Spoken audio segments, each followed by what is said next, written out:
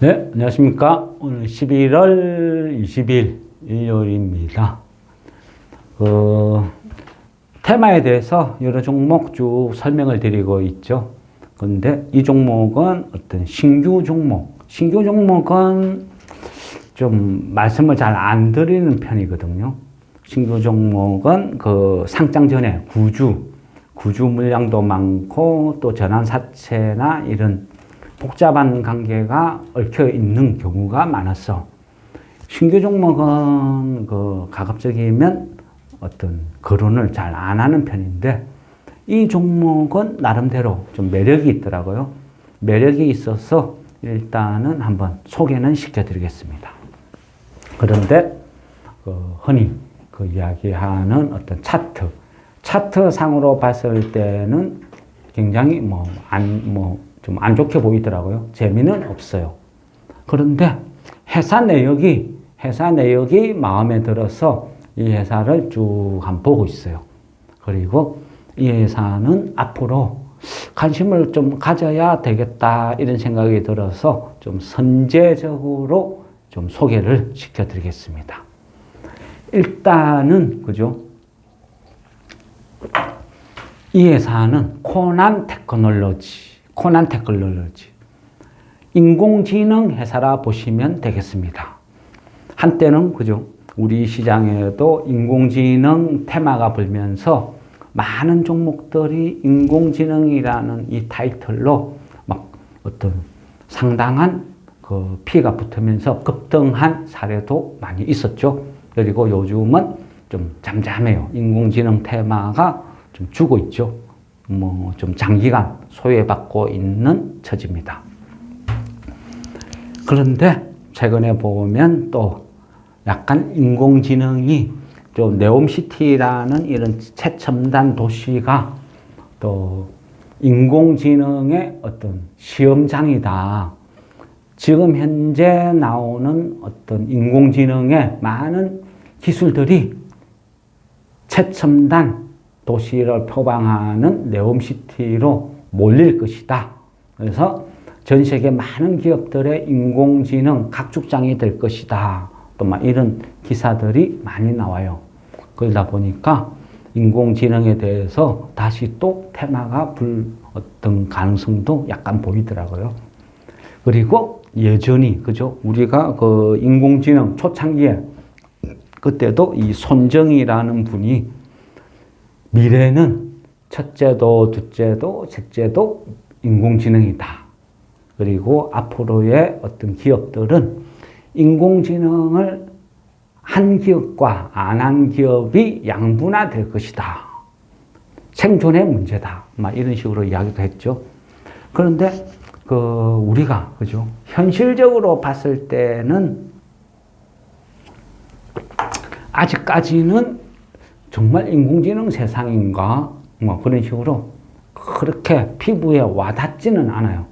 그렇지만 의료 분야라든지 여러 분야에서 실제 이제 인공지능이라는 이 시스템이 어떤 초입 단계 조금씩 가미는 되더라고요. 그러다 보니까 많은 기업들이 특히 IT 기업들은 싫든 좋든 인공지능 기업에 대해서 계속 투자를 하고 있는 실정이에요.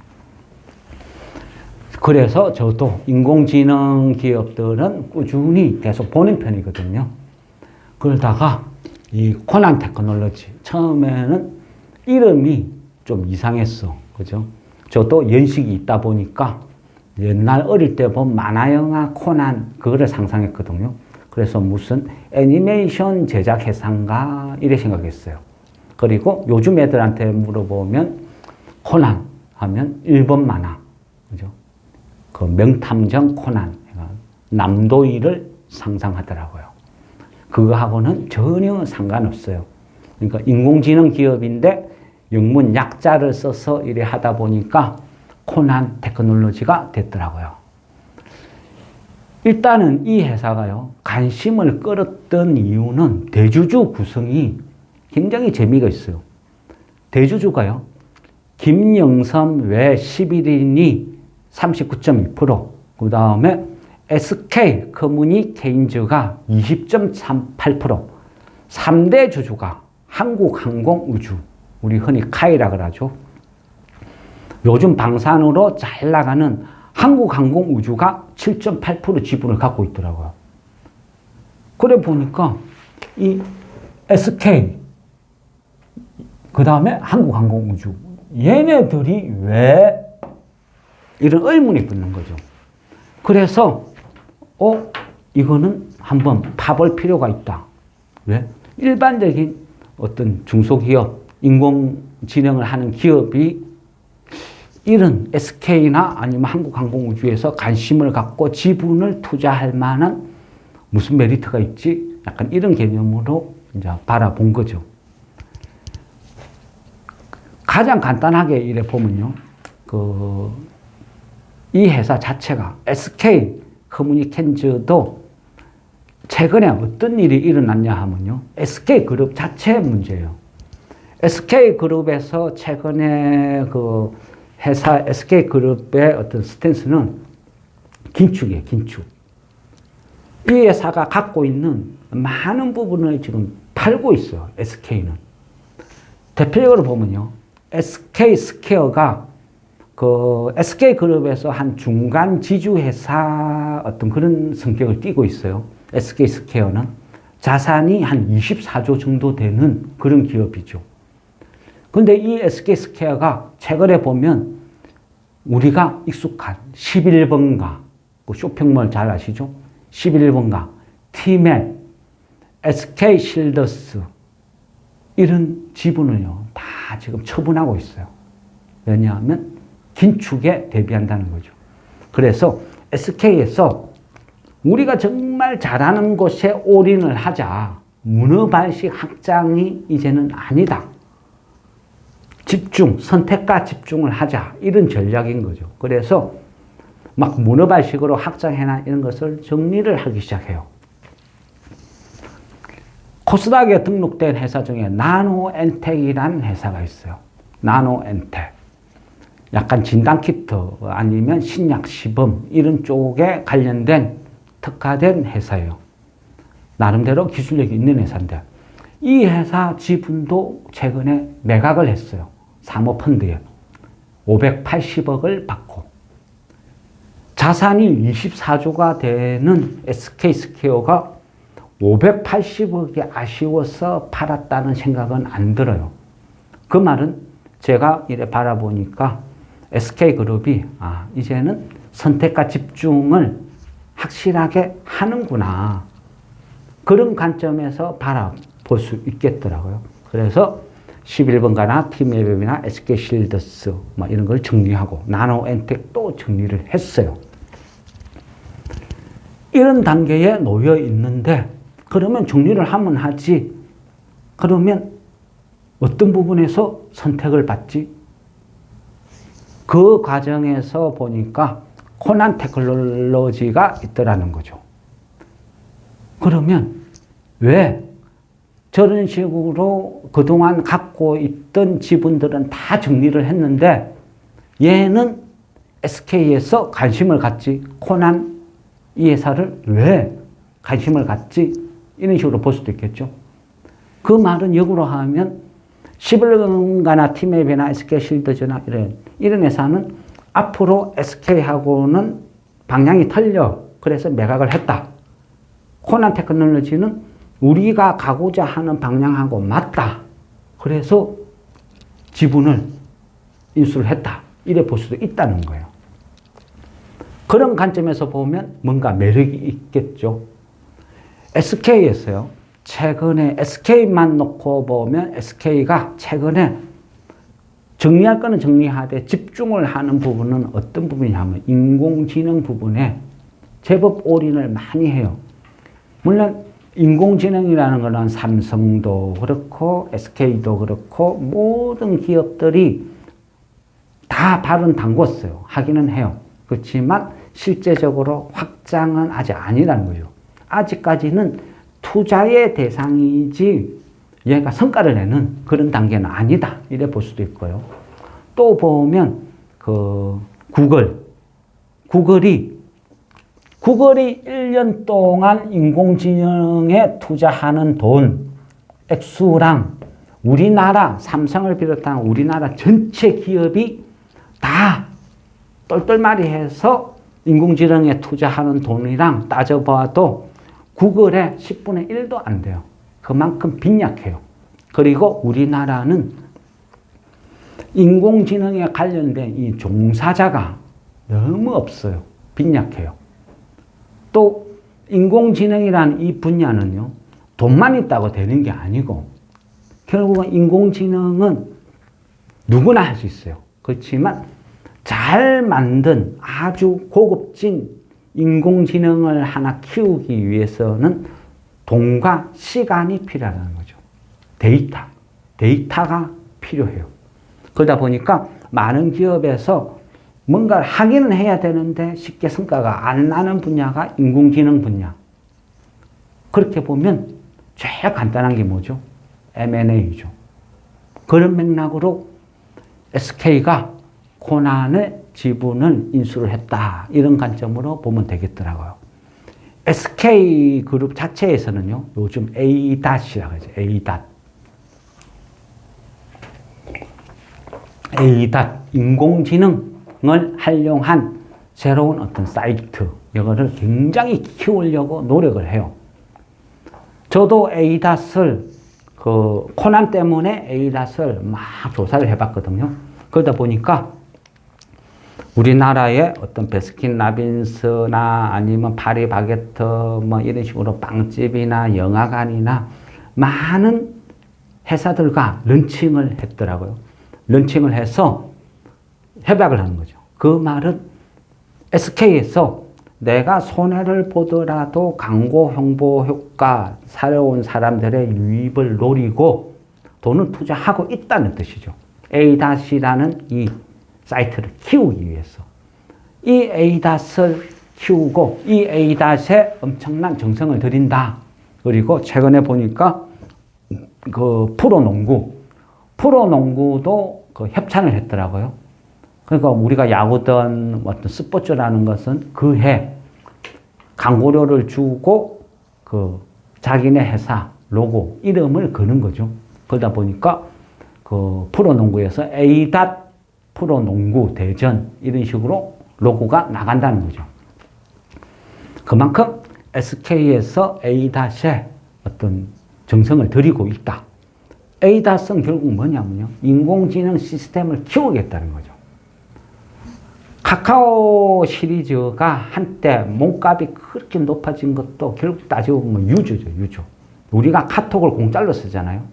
그러면 그 카톡을 주고받고 하는 그 모든 데이터가 결국은 어느 영역의 데이터가 되고 그 데이터를 기반으로 인공지능 데이터로 써먹는 거죠.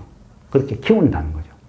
우리가 네이버 들어가서 검색을 막 하고 구글에서 검색을 하고 하면 이런 부분의 데이터들이 텍스트, 언어 데이터가 인공지능을 키우는 밥이 되는 거예요. 그래서 인공지능을 키우기 위해서는 직원들도 많이 뽑아야 되지만 수많은 유저들이 입력하는 언어 데이터도 엄청나게 필요하거든요. 그래서 SK에서는 ADAT을 이용해서 그런 식으로 키우겠다, 이런 의지를 갖고 있어요. 많은 SK그룹에서 많은 것을 정리를 하되 향후 집중적으로 선택과 집중의 두 가지가 있더라고요. 인공지능과 양자통신인데, 뭐 양자통신은 뭐 거론은 여기서는 안 하겠습니다. 일단은 인공지능을 SK에서 집중적으로 키운다. 그 키우는 과정에서 자체적으로 인력의 수급과 규모를 짧은 시간에 못 키우니까 코난에 투자를 했다. 이런 관점으로 볼 수 있습니다. 두 번째로, 한국항공은 얘가 왜 뜬금없이 지분 투자를 했느냐? 한국항공은 요즘 그죠? 핫하죠. 근데 한국항공은 실제 주력기는 고등훈련기거든요. 고등훈련기. 고등훈련기가 뭐 실전에 따라서는 어떤 전투 능력도 발휘되지만 그 어떤 실질적인 어떤 주력 업무는 그 고등훈련기다. 이래 볼 수도 있어요. 이 카이에서 지금 전시적으로 많이 팔아먹고 있는 이 고동훈련기, 이 훈련기는 결국 뭐예요? 얘를 팔아먹으면 동시에 훈련과 판매를 같이 해야 되는 거죠. 폴란드든 어느 나라에서 이 한국항공의 고동훈련기를 사가면 그 사람을 데려와서 양성, 조종사를 훈련시켜야 되는 거죠. 그러기 위해서는 비행 시뮬레이션이라는 시스템이 있어야 돼요.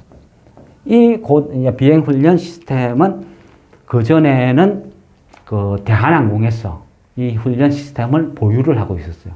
그리고 돈을 주고 위탁 교육을 받고 이런 식으로 운영이 됐는데, 그 작년에, 그죠, 올해 대한항공도 재난 그 코로나 때문에 어떤 많은 부분에 어떤 경영의 어려움, 재무 구조의 어려움을 겪고 또 아시아나를 인수하는 과정에서 많은 돈이 쓰였죠.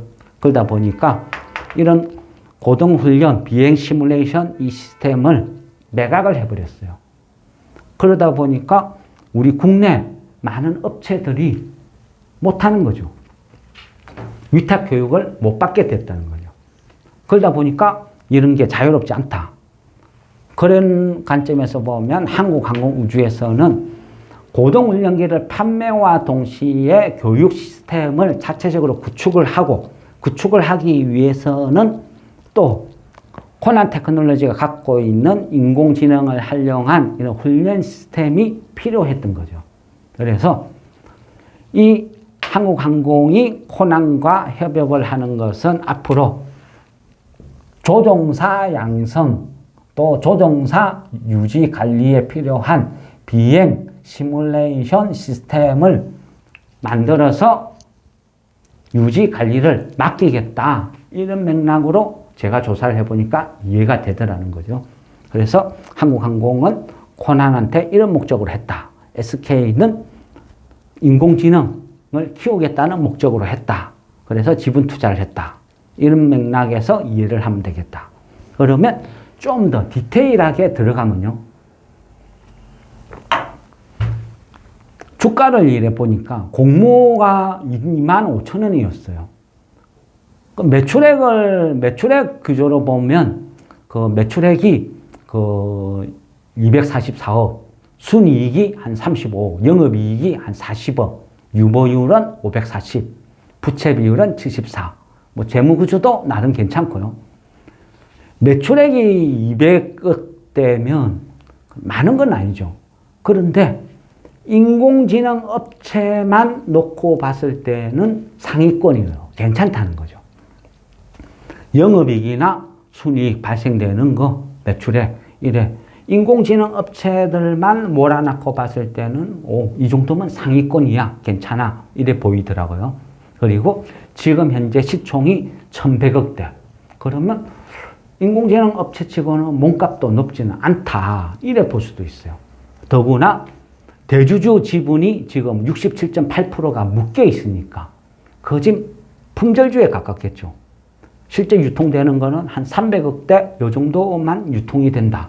또 공모주에 한참 미달하고 있으니까 뭐 물론 장도 안 좋은 영향도 있었겠죠. 그래 놓고 봤을 때는 그래 나쁜 가격은 아니다. 그래서 최근의 움직임을 이래 쭉 보니까 그죠? 목금 이틀 동안 약간 급락 비슷한 현상이 벌어졌어요. 그래서 저 부분은 왜 그런가 좀 디테일하게 찾아보니까요. 17일 목요일, 18일 여태 이틀만 놓고 보면 표면적으로는 외국인들의 매도가 있었어요. 양은 많지는 않아요. 그렇지만 품절주 성격을 띠고 있으니까 주가에 영향을 미친 것 같아요. 첫째, 목요일 아침에 보니까요. 아침 시간대에 장 시작되자마자 얘가 훅 빠지더라고요. 많이 빠졌어요. 그래서 뭐지?